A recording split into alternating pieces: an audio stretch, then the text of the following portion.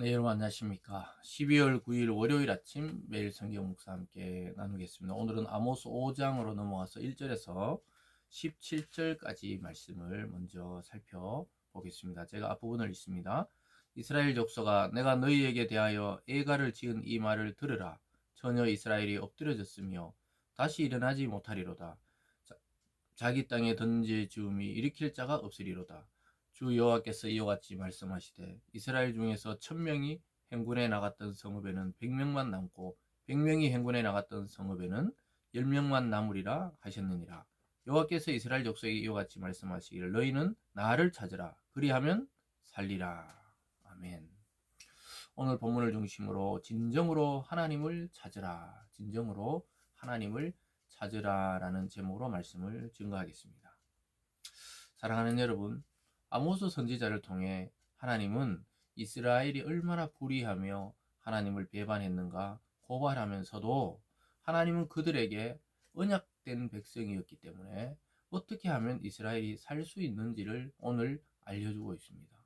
그러니까 심판의 경고의 메시지를 하는 와중에도 살아날 수 있는 방법을 가르쳐 주는데 그것은 바로 아까 4절에 읽어드렸듯이 여호와께서 이스라엘 족속에게 이와 같이 말씀하시길 너희는 나를 찾으라 그리하면 살리라.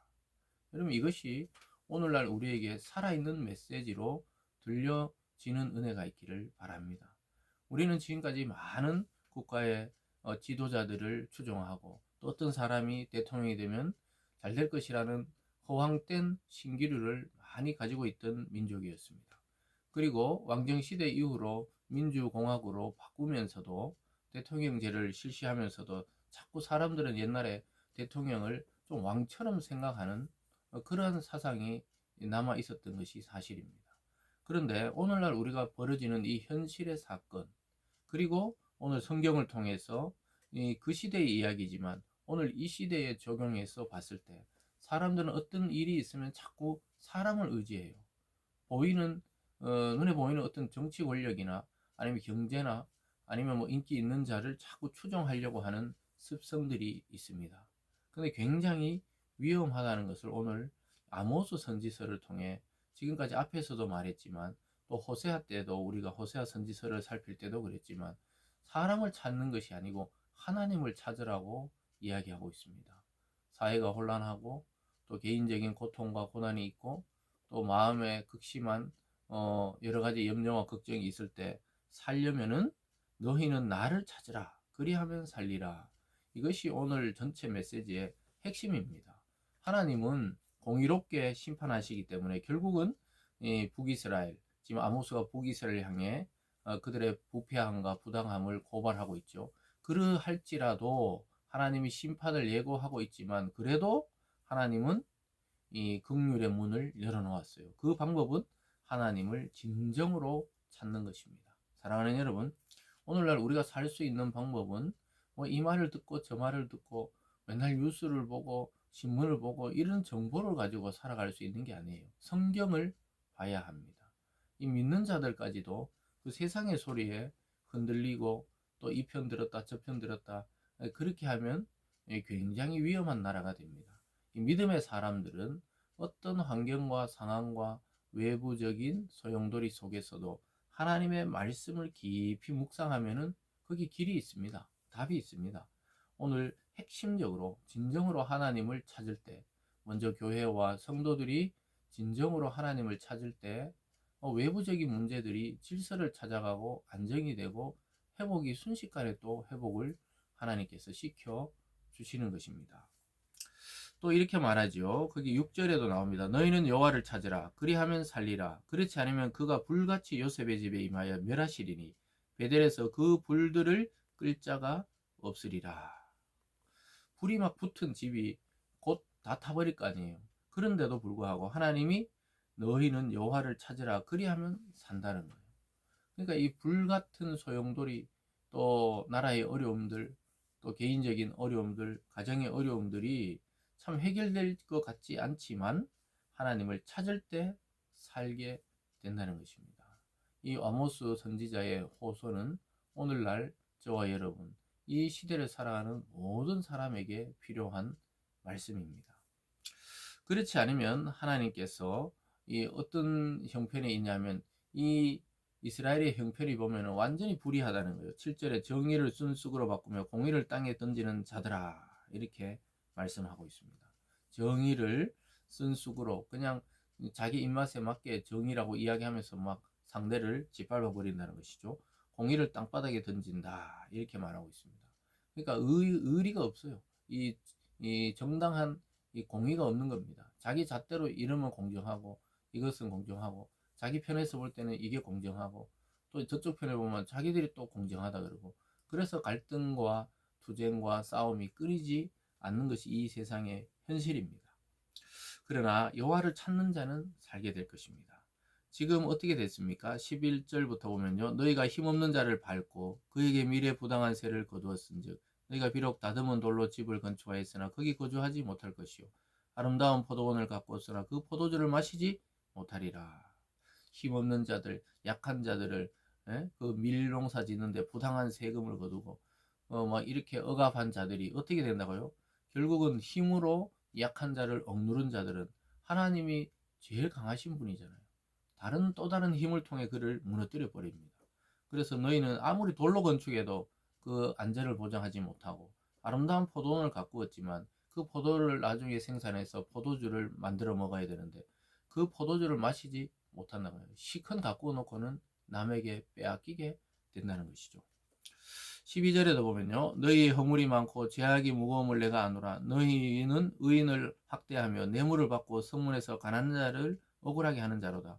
그러므로 이런 때 지혜가 잠잠하나니 이는 악한 때임이니라.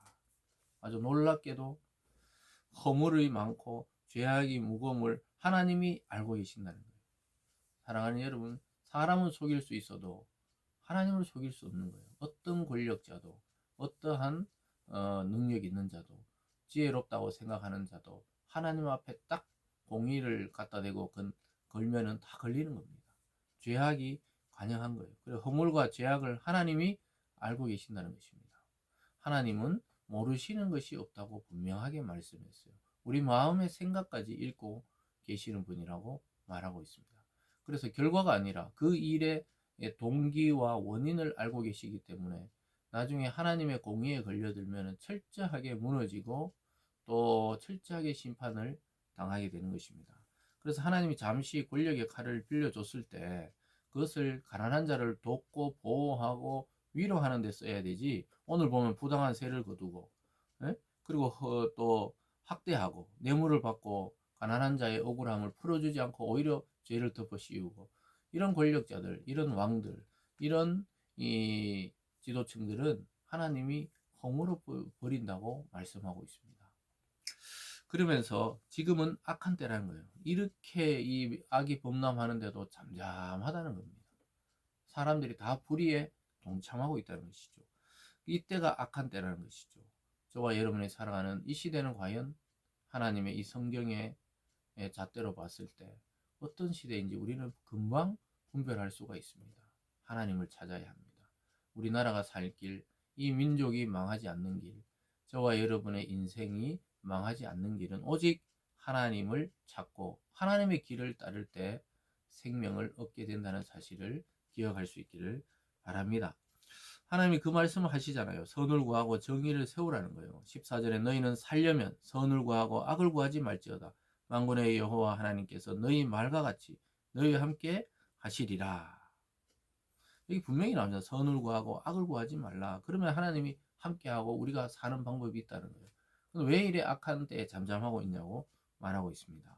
15절에 너희는 악을 미워하고 선을 사랑하며 성문에서 정의를 세울지어다. 아까 그 이야기하고 반대죠. 성문에서 억울한 자를 살려주지 않고 뇌물받고 오히려 그 억울한 자를 더 억울하게 했다는 것입니다. 그러면서 마지막에 그 16절이죠. 그 끝에 보면요.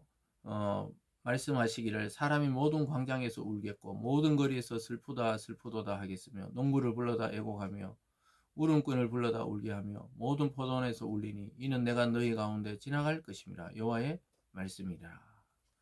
앞에서 계속 이야기했죠. 하나님을 찾지 않고 이 악의 때에 잠잠하게 된다면 선을 구하지 않고 계속 악에 동참하게 된다면 심판을 선언합니다.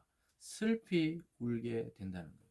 거리에서 곳곳마다 애곡하면서 포도원에서 아무것도 남지 않는 인생이 되어서 슬피 울게 된다는 것입니다. 사랑하는 여러분, 오늘날 이 나라의 현실과 우리가 살아가는 이 사회에 이 깊이 들어와 있는 이 죄악의 참상들을 우리가 이해하지 못한다면 우리도 거기에 그냥 물들 수밖에 없는 것입니다. 좌로도 우로도 치우치지 말라고 성경에서는 말했습니다. 오직 하나님의 길, 말씀의 길을 따를 때 하나님은 다시 기회를 주시고 새롭게 하시지, 아무리 지금 다투고 싸워봐야 이 나라의 문제가 해결되는 것이 아니에요. 또 악은 더 강한 악을 낳게 되고 또 미움은 더 큰 미움을 낳게 됩니다. 우리나라가 여기서 주저앉느냐? 다시 한번 도약하느냐는 정치인들에게 달려있는 것이 아닙니다. 지금 저와 여러분, 하나님을 아는 자들이 이 오늘 말씀을 따라 하나님을 찾고 하나님의 말씀의 뜻이 무엇인지 구할 때 우리도 살고 교회도 살고 이 사회와 민족과 나라도 살게 될 줄 믿습니다. 기도하겠습니다. 사랑의 하나님 아버지, 이 지금 나라의 형편과 상황과 또 이 세상에 끊이지 않는 전쟁들과 분쟁들을 바라보면서 우리는 무엇을 찾아야 되는지 길을 잃고 있습니다. 오늘 아모스 선지자를 통해 우리에게 오늘 말씀하고 있습니다. 하나님을 찾고 하나님의 말씀의 길을 따르라. 그리하면 회복되고 또다시 슬픔의 눈물이 아닌 기쁨의 그러한 웃음을 찾게 될 것이라고 말씀하고 있습니다. 우리 성도들, 우리들이라도 소수의 무리들이라도 하나님의 말씀을 찾고 또 하나님을 바라보며 그 길을 걸어가는 저희들 다 되게 하여 주시옵소서. 감사드리며 예수님 이름으로 기도드리옵나이다. 아멘.